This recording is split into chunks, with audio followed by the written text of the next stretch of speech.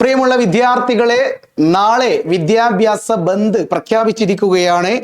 വെള്ളിയാഴ്ച വിദ്യാഭ്യാസ ബന്ദ് പ്രഖ്യാപിച്ചുകൊണ്ട് KSU എന്ന് പറയുന്ന വിദ്യാർത്ഥി സംഘടന, കേരള സ്റ്റുഡൻസ് യൂണിയൻ എന്ന് പറയുന്ന വിദ്യാർത്ഥി സംഘടനയാണ് ഈ ഒരു നമ്മുടെ ബന്ദ് പ്രഖ്യാപിച്ചിരിക്കുന്നത്. റീസൺ എന്ന് പറയുന്നത് +1 വിദ്യാർത്ഥികളുടെ മലബാറിലെ +1 പ്രവേശനവുമായി ബന്ധപ്പെട്ട് പ്രതിഷേധങ്ങൾ കൂടിക്കൊണ്ടിരിക്കുകയാണ്. കാരണം ഒരുപാട് കുട്ടികൾക്കാണ് സീറ്റ് കിട്ടാത്ത പ്രയാസങ്ങൾ വന്നിരിക്കുന്നത്.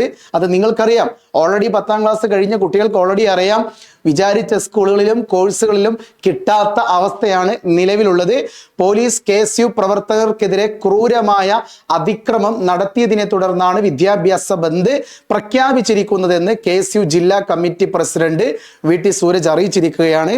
ഇന്ന് കളക്ടറേറ്റിലായിരുന്നു KSU മാർച്ച് നടത്തിയത്. എന്നാൽ മാർച്ച് സംഘർഷത്തിൽ കലാശിച്ചിരുന്നു. ഇതേ തുടർന്ന് ജലപീരങ്കി പ്രയോഗിച്ച പോലീസ് ലാത്തി ചാർജും കൊണ്ട് നടത്തിയിട്ടുണ്ടായിരുന്നു. സംഘർഷത്തിൽ നിരവധി KSU പ്രവർത്തകർക്ക് പരിക്കേറ്റു. 2 പോലീസുകാർക്കും പരിക്കേറ്റിട്ടുണ്ട്. മലബാർ മേഖലയിലെ +1 സീറ്റ് അപര്യാപ്തത പരിഹരിക്കുക, മുടങ്ങിക്കിടക്കുന്ന സ്കോളർഷിപ്പുകൾ, ഗ്രാന്റ് എന്നിവ ഉടൻ ലഭ്യമാക്കുക എന്നീ ആവശ്യങ്ങൾ ഉന്നയിച്ചായിരുന്നു മാർച്ച് സംഘടിപ്പിച്ചത്. പ്രവർത്തകർ ബാരിക്കേഡ് മറികടക്കാൻ ശ്രമിച്ചതോടെയാണ് സംഘർഷം ഉടലെടുത്തത്. അതേസമയം വിവിധ ജില്ലകളിൽ കഴിഞ്ഞ ദിവസം KSU നടത്തിയ മാർച്ചുകളും സംഘർഷത്തിൽ കലാശിച്ചിട്ടുണ്ടായിരുന്നു. പാലക്കാട്, കണ്ണൂർ ജില്ലകളിലെ KSU മാർച്ചിലാണ് പോലീസും പ്രവർത്തകരും തമ്മിൽ സംഘർഷമുണ്ടായത്. പ്രവർത്തകർക്ക് നേരെ ഇവിടെയും പോലീസ് ജലപീരങ്കി ഉപയോഗിച്ചിരുന്നു.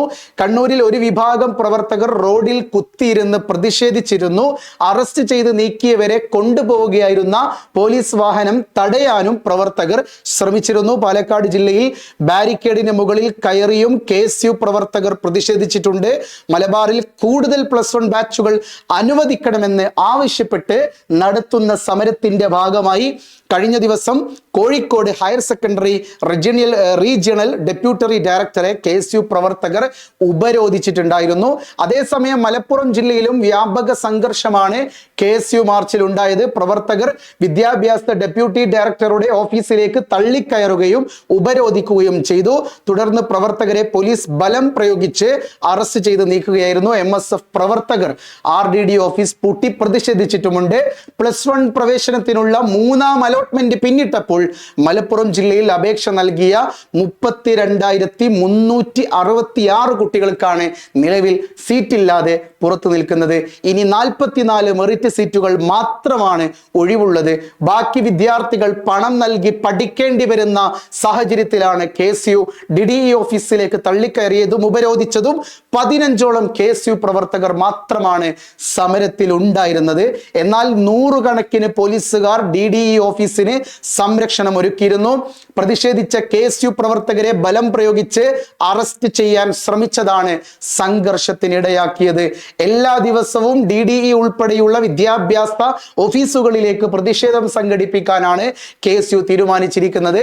നിലവിൽ KSUവിന്റെ വിദ്യാഭ്യാസ ബന്ദ് പ്രഖ്യാപിച്ചിരിക്കുന്നത് കേരളത്തിലെ കോഴിക്കോട് ജില്ലയിലാണ്.